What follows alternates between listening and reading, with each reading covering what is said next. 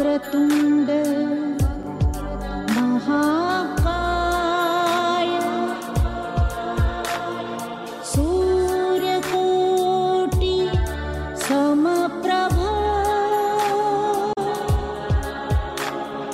निर्विघ्नं कुरु मे देव सर्वकार्येषु सर्वदा. Welcome to another milestone in Bhajanawali's history, the 35th year of our spiritual broadcast, consisting of English discourses, Hindi pravachans, Gyan Gita, and melodious bhajans. Bhajanawali is directed and hosted by Sri Gyan Rajhans.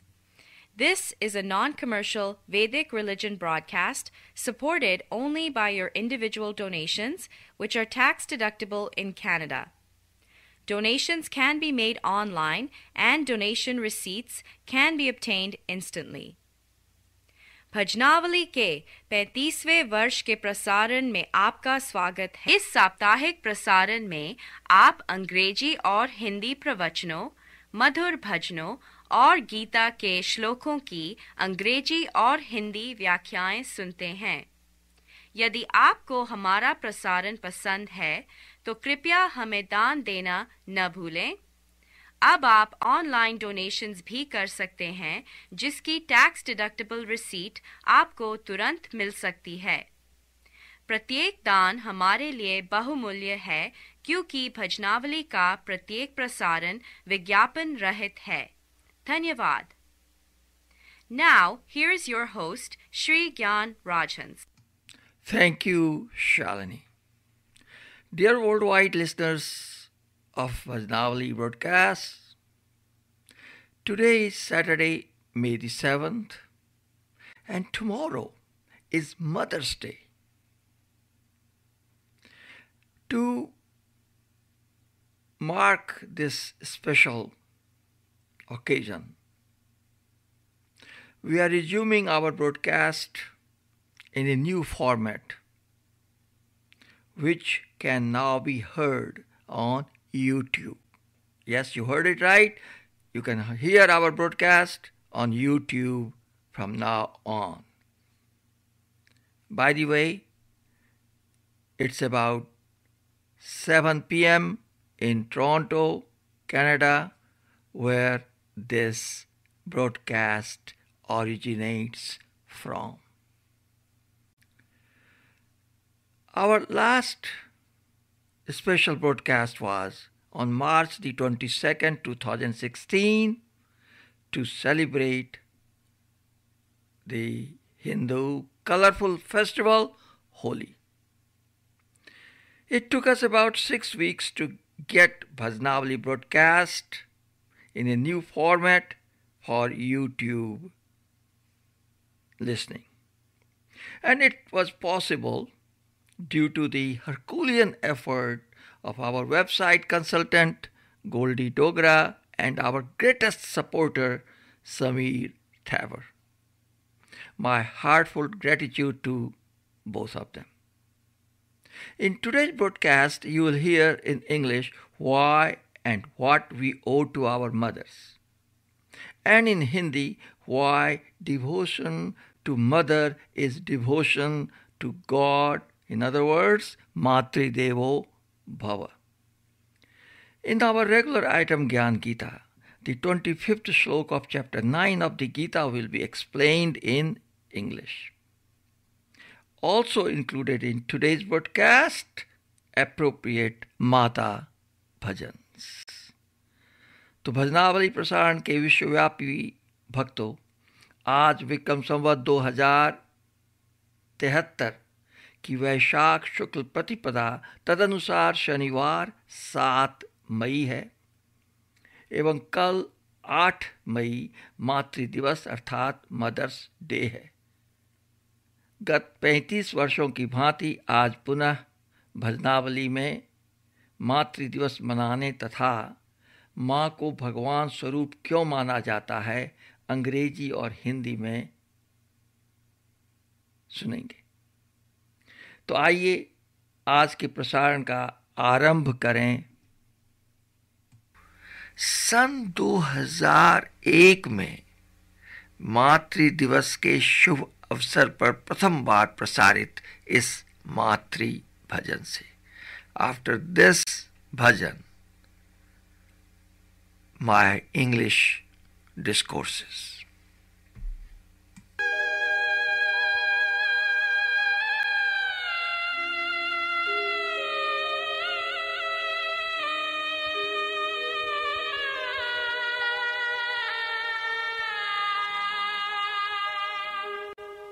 जिस दिल में माँ का नाम न हो, शैतान है वो इंसान नहीं। जिस दिल में माँ का नाम न हो, शैतान है वो इंसान नहीं।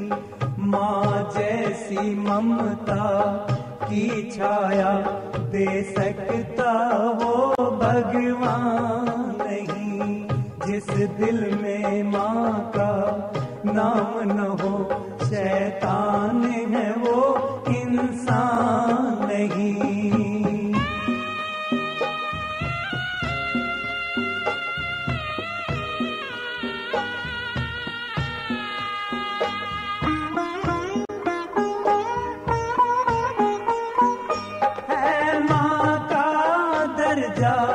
बहुत बड़ा, माता ही स्वर्ग नसैनी है। माँ ही गंगा, माँ ही यमुना, माँ ही तीरथ तिरुवेणी है। कर्जा ममता का चुका सके वो बड़े बड़े बलवान नहीं। जिस दिल में माँ का नाम न हो, शैतान है वो इंसान नहीं।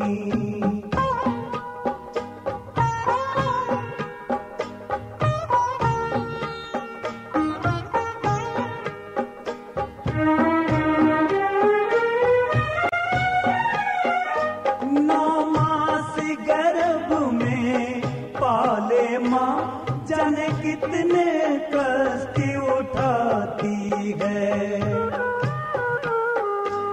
मिन्नत करके भक्ति करके संतान का फल माँ पाती है। जिसने नहीं जाना माता को, उसकी अपनों में शान नहीं। जिस दिल में माँ का नाम न हो, शैतान है वो इंसान नहीं।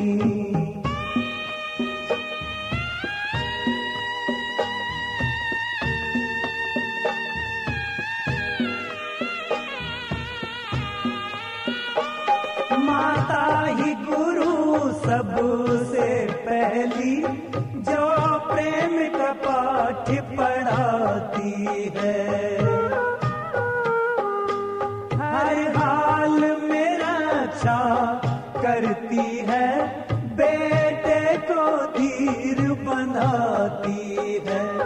जिस घर में माँ दुख पाती हो, उस घर में बसे भगवान नहीं। जिस दिल में माँ का नाम न हो, शैतान है वो इंसान नहीं। माँ जैसी ममता की छाया दे सकता वो भगवान नहीं। Now, as promised, here are 3 excerpts related to Mother's Day. First, this excerpt is from the letter that Neeta Sharma wrote to Bhajanawali in 1999, which has now become a permanent feature of Bhajanawali website under articles and columns, and is worth reading it today on the eve of Mother's Day. Neeta writes, I was reading your website and I have something to say about mothers. I salute to all rich or poor mothers of this world. I will tell you why. When we are about 5 years of age, we think our mothers are superwomen. In our minds, they can do anything and everything for us. Even if we want the moon, we feel they will get it for us. But at that age, we do not realize just how much of a superwoman she is. She cooks and cleans for us. She buys us all sorts of necessary things, and most of all, and she disciplines us to try to make us a good human being. When we are about 10 years of age, we forget about all her added responsibilities of running errands, making sure we make good friends, making sure we have all the letters to fit into our society, and then we fail to see the hidden tears in her eyes when we tell her that she never buys us anything or takes us places. With her tears hidden, she still continues to do all those things. When we are about 15 years of age, we see our mothers as someone from the old ages, who does not know what is in fashion, who gives us advice we do not want to hear, or someone that always says no all the time. But when we are in deep sleep in our beds, we fail to see her lack of sleep due to worries or hear the arguments that she has with our fathers in making him understand our teen years. When we are about 25 years of age, we see our mother as someone who has to say yes and agree to all our choices. And majority of the time, she always does. Although we expect her advice, we just want her consent. At times, we do not realize that she does accept most of our major decisions with a strong heart. Deep inside her heart, she wishes every second of the day that our decision is the best. And if bad decision is made, she will always be there and still her head high. When we are about 35 years of age, the super mother comes again, who not only takes care of her grandchildren, but accepts the major decisions in our life and tries to help us in all the ways a mother can when we seem upset or overworked. At this point in our lives, we have a second home where we know that we can be pampered if we want, where we can be a child and ask for without even asking, be given what is desired from our heart. She can sometimes even read our mind. When we are about 45 years of age, we start realizing all that our mothers have done for us and want to help her. But being the unselfish soul she is, she smilingly nods her head and says that all she wants from us is to be happy. When we are about 55 years of age, we sit back and think not just one instance, but many where our mothers have played a great role in our lives and hope she can understand and hear our appreciation. When we are about 65 years of age, we wish our mothers could listen to our aches and pains and our problem, but she is nowhere to be found and no one in the world can replace her.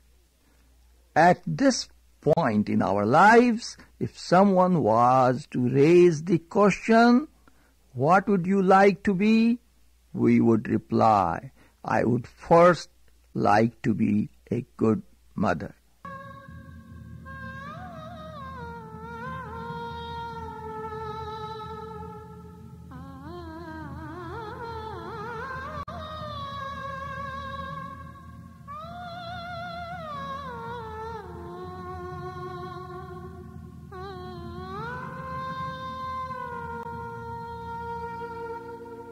जो गिर गया इस जहां की नजर से, देखो उसे कभी एक माँ की नजर से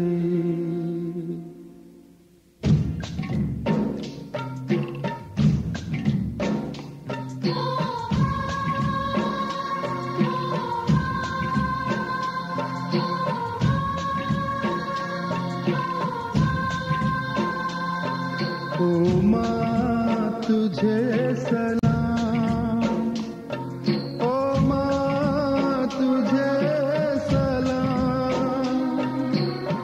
अपने बच्चे तुझको प्यारे रावण हो या राम।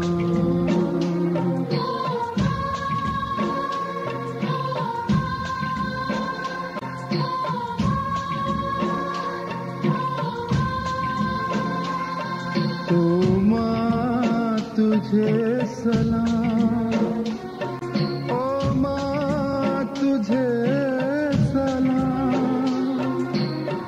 अपने बच्चे तुझको प्यारे रावण हो या राम, रावण हो या राम।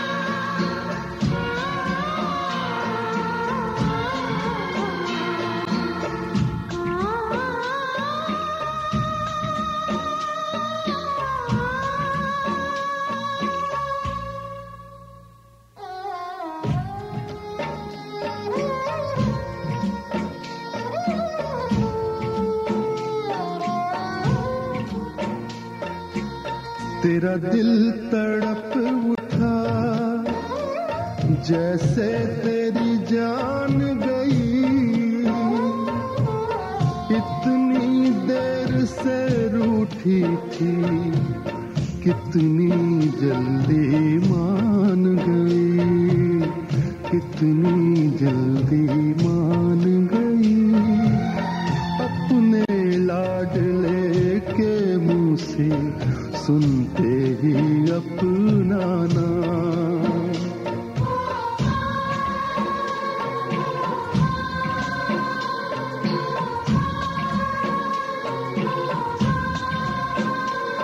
ओ माँ तुझे सलाम, ओ माँ तुझे सलाम, अपने बच्चे तुझको प्यारे रावण हो या राम। परमेश्वर प्राप्ति के मार्ग में माता पिता मध्य में एक द्वार है। जो माता पिता के ऋण से उऋण नहीं होता उसकी अधोगति अर्थात नीचे को गति होती है, अर्थात मनुष्य योनि से गिरकर नीचे की योनि में जाता है। इसलिए अधोगति से बचने के लिए माता पिता का पितृयज्ञ करें। ब्रह्म सबसे ऊपर है, मध्य में माता पिता और नीचे पशु योनि है। माता की सेवा के बिना मनुष्य नीचे को जाएगा, चाहे हाथी बने या जंगल का राजा। अब यदि कोई चाहता है कि मैं परमेश्वर को प्राप्त करूं, तो परमेश्वर ने कहा, मैंने तुम्हें दरवाजे में पैदा किया अर्थात रख दिया। संसार का मुख परमेश्वर ने माता पिता के द्वारा दिखाया। पशु संसार का मुख नहीं देखता, उनको यह ज्ञान नहीं होता कि सूर्य क्या है, पृथ्वी क्या है आदि। बच्चा भी ऐसे अज्ञानी होता है, माता पिता का भी उसे ज्ञान नहीं होता। माता सबसे पहले ज्ञान कराती है, कहती है यह तेरा भाई है, यह तेरी बहन है। इस नौका का किनारा पितृयज्ञ से शुरू होता है। नौका का वेज, दान और चप्पू यज्ञ है। शरीर रूपी नौका में एक चप्पू पितृयज्ञ और दूसरा चप्पू यज्ञ कहलाता है। चप्पों से मनुष्य नौका को आगे ले जाता है। जो माता पिता की सेवा नहीं करता उसका एक चप्पू टूट जाता है, और अतिथि को नहीं खिलाता उसका दूसरा चप्पू टूट गया और उसकी नौका गर्क हो जाती है। माता पिता ने जिस रूप से हमारी सेवा की उस रूप से ही हम उनकी सेवा करें। राजा टोडरमल ने माता का ऋण चुकाना चाहा। एक दिन टोडरमल ने ऊपर गेहूं के दाने और नीचे रुपए दबा दिए और कहा कि माता जी, तू जितना चाहे दान कर दे, तेरा ऋण चुक जाएगा। कई दिन कहता रहा। आखिरकार एक दिन माता ने कहा, बेटा, यदि मेरा ऋण चुकाना चाहता है तो आज रात को मेरे पास सो जाना। सर्दी के दिन थे, दिसंबर मास था, कोई बिजली नहीं थी। टोडरमल माँ के पास सो गया। आधी रात्रि गुजरने पर माँ ने टोडरमल को जगाया। टोडर ने कहा, जी माँ। माँ ने कहा, मुझे प्यास लगी है, पानी लाओ। टोडर उठा और पानी का गिलास भर लाया। माँ ने पानी तो क्या, गिलास मुंह से लगाया। अंधेरा था, बिस्तर पर उड़ेल दिया। टोडर सोने लगा तो बिस्तर गीला था। कहा, माँ, यह क्या कर दिया? बेटा, अंधेरा था, गिलास हाथ से छूट गया। टोडर कर कुछ न सकता था, चुप करके लेट गया। घंटा डेढ़ बाद माँ ने फिर जगाया। कहा, टोडर टोडर। क्या है माँ? बेटा, प्यास लगी है, पानी लाओ। टोडर लाचार होकर उठा और दूसरा गिलास पानी भी ले आया। माँ ने फिर वही खेल खेला। टोडर सोने लगा। अब तो सारा बिस्तर गीला हो गया था। लाचार विवश हो खाट के किनारे लेट गया। 2 बजे के बाद माँ ने फिर जगाया। अब हिलाकर जगाया। टोडर कहने, क्या कहती है माँ? सोने भी देती है या नहीं? माँ ने कहा, प्यास लगी है बेटा, कुछ खा लिया था इसलिए प्यास बुझती नहीं है। फिर टोडर ने पानी लाया। फिर वही खेल। टोडर ने कहा, माँ, इसीलिए पास सुलाया था, तंग करने के लिए? बस बेटा बस, एक रात में तू तंग हो गया, तेरा कर्जा चुक गया। जरा अपने जन्म की कथा सुन, किस प्रकार मैंने तुम्हें जन्म दिया और तुम्हें पाला पोसा। तू वजीर बना और राजा कहलाया। इन्हीं सर्दियों के दिनों में पाला। तू टट्टी पेशाब बिस्तर में कर देता, मैं गीले कपड़े अपनी ओर कर लेती, सूखे तेरे नीचे दे देती। एक रात नहीं, महीनों तेरी गंदगी धोई, कपड़े इत्यादि साफ करती, तुझे सब तरह से प्रसन्न रखती, पालन पोषण करती। अब तू बता कि क्या मेरा ऋण मुट्ठी भर रुपयों या बोरी गेहूं से चुक जाता है? टोडर ने माँ के चरणों में पढ़कर क्षमा याचना की और कहा कि माँ, सचमुच कई जन्मों तक मैं तेरा ऋण नहीं चुका सकता। ईश्वर को देखा नहीं पाए पहचान।